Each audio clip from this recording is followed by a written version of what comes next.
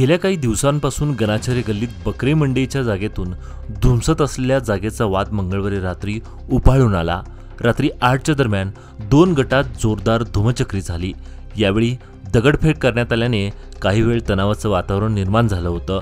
यामध्ये दोन्ही गटातील 5हून अधिक जण जखमी झाले असून दोघांवर जिल्हा रुग्णालयात उपचार सुरू आहेत।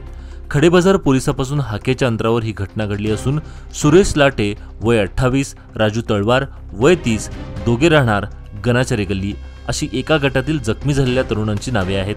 त्यांच्यावर जिल्हा रुग्णालयात सध्या उपचार सुरू आहेत।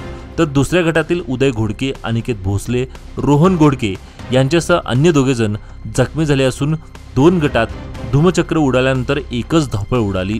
साध्या वेशातील पोलिसांनी घटनास्थळी धाव घेऊन जमावाला पांगवण्याचा प्रयत्न केला असून तसेच दुसऱ्या गटातील एका तरुणांना पोलिसांनी ताब्यात घेऊन वाहनात कोंबले। त्यानंतर तरुणाला पोलीस स्थानकाकडे आणले असता मात्र दुसऱ्या गटातील संतप्त जमावाने पोलीस वाहन रस्त्यावर अडवले असून त्यांच्याबरोबर लाट्याकाट्या घेऊन पोलीस वाहनावर हल्ला चढविला। मात्र पोलिसांनी प्रसंग सावधान राखत जमावाला बाजूला करत वाहन पोलीस स्थानकापर्यंत आणलं, पण यामध्ये पोलीस वाहनाचं काही प्रमाणात नुकसान झालं आहे।